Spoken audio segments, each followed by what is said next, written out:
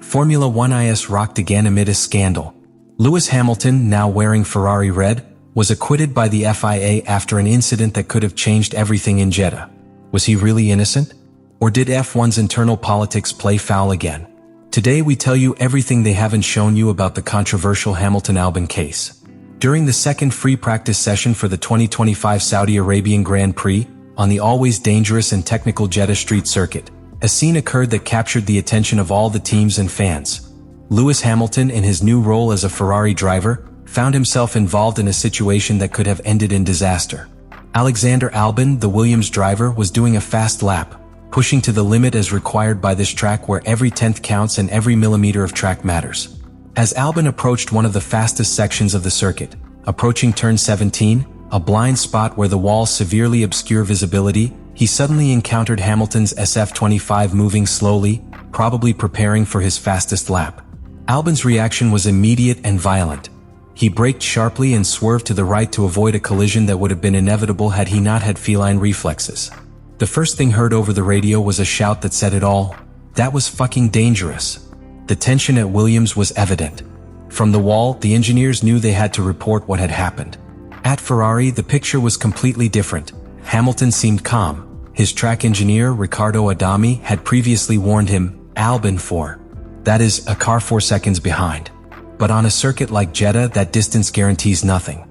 4 seconds can turn into half a second on a corner like that, and if you don't react instantly, contact is almost certain. The danger of the moment wasn't just the scare. It was the kind of incident that, under other circumstances, ends with cars smashed into the wall, harsh penalties, and explosive headlines. What heightened the controversy was the fact that it occurred in one of the most critical areas of the circuit. Jeddah doesn't forgive mistakes. There are no escape zones. It's pure speed between concrete walls. Albon got out of the car, visibly shaken. In the media, his statement sparked rumors of an immediate penalty for Hamilton. Social media exploded. The debate began. Was it reckless on the part of the 7-time world champion, or a misunderstanding in Ferrari's communication? This scene became Hamilton's first major test of the season in his new role with Ferrari. One wrong move, one erroneous decision by the stewards, and his entire narrative with the Scuderia would have gotten off on the wrong foot. But the story didn't end there. What came next was just as unexpected. Lewis Hamilton joined Ferrari in 2025 with a clear goal: to write the most iconic chapter of his career at the most legendary team in history. But reality has thrown a wrench in his path. During free practice in Jeddah, the contrast between his performance and that of Charles Leclerc was stark. While the Monegasque posted the 4th fastest time in FP2, Hamilton barely managed a worrying 13th position, more than a second behind the leader. This wasn't an isolated day. The trend had already begun to be noticed from the first practice sessions in Bahrain. The problem is deep-seated, both technical and mental. And the Briton hasn't hesitated to admit it publicly. In his own words, the SF25 doesn't inspire confidence, and the problem is especially focused on the tires. But not just any type, the soft tires. The most important compound in qualifying. The one that defines your starting position on a circuit like Jeddah, where overtaking is a feat. Tire thermal management is one of the least visible but most decisive factors in modern Formula One. When Hamilton talks about not being able to make them work, he's not exaggerating. If they don't reach their optimal operating temperature, they simply don't generate the necessary grip. You lose tenths of a second at every corner. And on a high-speed circuit like Saudi Arabia, that means losing positions. Many. What makes matters worse is that Leclerc, with the same car, isn't having the same problems. His experience with the Maranello cars allows him to better understand how and when to push, how to warm up the tires in the right sector, and how to get performance even when the car isn't yet fully balanced. That's the difference between a driver who has been with Ferrari for years and one who, despite having 7 titles, is still deciphering the technical language of a new team. There's no panic in the Ferrari garage, but there is concern. Hamilton knows he can't afford to spend another qualifying session outside the top 10. Every Saturday he starts from the back. Every lap he's stuck behind slower cars is a missed opportunity. And missed opportunities aren't tolerated at Ferrari. At this point, the narrative of adaptation no longer serves as a shield. The Italian press is starting to point this out. Social media is questioning whether the move was the right one. And although Lewis himself insists he needs time at Ferrari is measured in results, not promises. What should have been a story of immediate redemption is turning out to be a silent struggle against the ghosts of a car he still doesn't understand and against the ticking clock. Ferrari arrived at the 2025 Saudi Arabian Grand Prix with a battery of updates that promised to change the team's destiny. But the big question is, are these improvements really working, or are they just benefiting one of its drivers?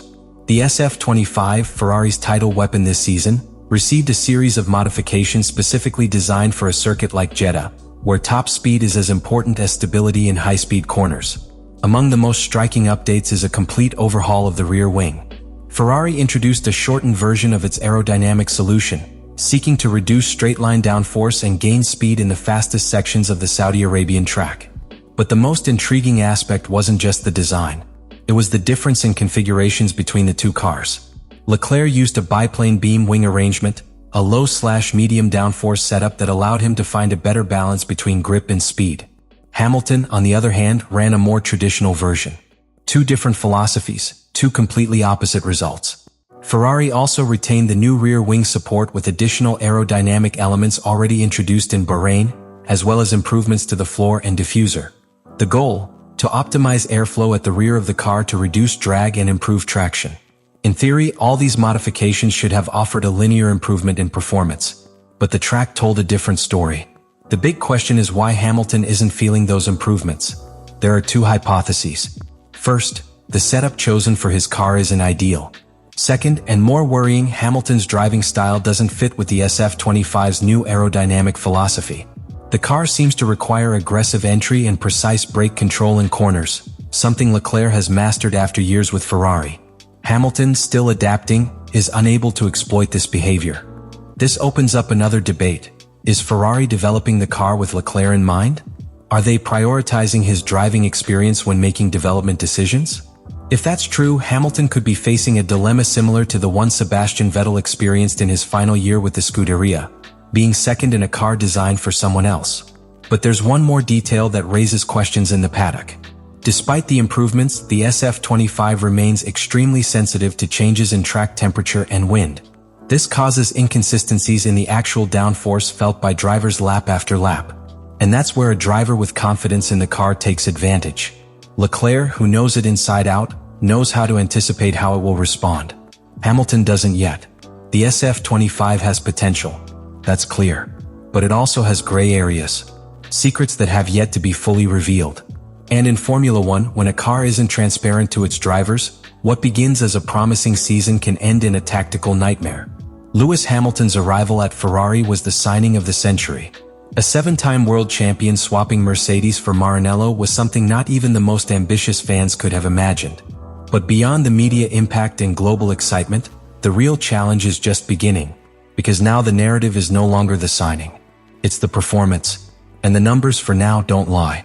In Jeddah, Charles Leclerc once again set the pace for the team. Fourth in the timesheets, comfortable with the car, precise on every lap. Hamilton, on the other hand, didn't even crack the top 10. It's not just a matter of adaptation. It's a tangible difference in pace, execution, and confidence. And that has consequences for Ferrari. There's no time for testing at this team. The pressure doesn't just come from outside. It comes from within. Leclerc has built a solid relationship with the Maranello engineers. He spent years shaping the car to his style, understanding every evolution, every update.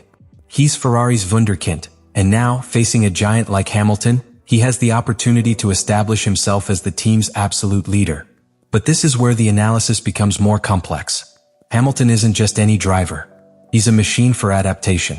He's proven it at every stage of his career. From his days at McLaren, where he competed head-to-head with Alonso, to his crushing dominance in the hybrid era with Mercedes. He knows how to interpret data, how to work with the engineers, and how to adjust his style to get the most out of a car.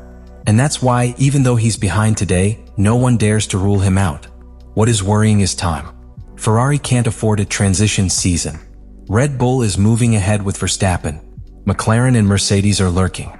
Every point lost by Hamilton represents a slipping opportunity for the Constructors' Championship. And that begins to generate invisible tensions, inevitable comparisons. The contract structure also plays a key role. It's a 2+1 deal with an option for a third season that coincides with the 2026 regulation change. That's the real goal, to reach that technical revolution with Ferrari on a solid foundation with a consolidated duo. But to do that, Hamilton needs to finish 2025 strongly. He can't afford to be Leclerc's wingman all year. The other factor that defines this stage is age. At 40, Hamilton is entering a stage where the speed is still there, but the physical and mental demands are different. The margins for error are shrinking. And against drivers like Leclerc, Norris, or Piastri, the battle isn't just technical, it's also generational. For this reason, every race weekend becomes a test of the future. Not only whether Hamilton can win with Ferrari, but whether Ferrari can build around him. Meanwhile, the team's internal narrative is one of balance, at least on the surface. But in Formula One, when one of the two drivers begins to stake out territory, the other must react quickly or resign themselves to being second best. Hamilton knows this, and he didn't come to Maranello to take a supporting role. The big question is how Ferrari will react if this dynamic continues. Will they prioritize Leclerc? Will they continue to invest in the Hamilton project no matter what? Or will they look for a strategic exit if the adaptation doesn't materialize? This is the crossroads. And unlike in the past, there is no safety net at Ferrari. Here you either shine or you burn out. The incident with Albon not only tested Hamilton's reflexes, it was also the first serious warning that his time at Ferrari will not be a fairy tale. For now, he has been acquitted. The FIA didn't sanction him. But that decision doesn't change what was experienced on the track, nor does it erase what was felt in the paddock. It was a maneuver that exposed the limits of communication between driver and team. And it made clear that at circuits like Jeddah, a second of hesitation can cost an entire season. Beyond the incident, what's really worrying is performance. Because when the light goes green and the clock starts ticking, your reputation is left at the pit gate. And there, in that SF25 he still hasn't fully understood, Hamilton is losing ground. Not against the rest of the grid, against his own teammate. Charles Leclerc is comfortable. He's fast. He's sharp. And above all, he's taking advantage of every millimeter of the car Ferrari has put in his hands. Meanwhile, Hamilton is still trying to find his place, adjusting his style, reconnecting with his confidence. The same driver who dominated for years with Mercedes is now battling at the bottom of the standings in practice and qualifying. Not for lack of talent, but for lack of harmony with the machine that surrounds him. The real danger isn't the lack of results in these early races. The real danger is the narrative. Because if the story begins with doubts, mistakes, and internal disadvantages, changing the script mid-season will be increasingly difficult. And at Ferrari, a poorly written narrative can cost you your seat faster than you think. But Hamilton isn't a rookie. He's not someone who crumbles under pressure. And he's made it clear, he's here to win, to build, to lead. He said it himself, this isn't a short-term alliance. It's a long-term project and he's willing to pay the price of time. The problem is that in Formula One, time isn't a resource you buy. It's earned lap after lap, qualifying after qualifying, result after result. And in that countdown, every lost weekend weighs like a millstone. Saudi Arabia won't be remembered for a podium finish or a victory. It will be remembered as the moment the world understood that the Hamilton-Ferrari era wasn't going to be easy, and that behind the red suit, the champion is also in survival mode. Now only one question remains. Will this be the beginning of a red legend, or the beginning of the end?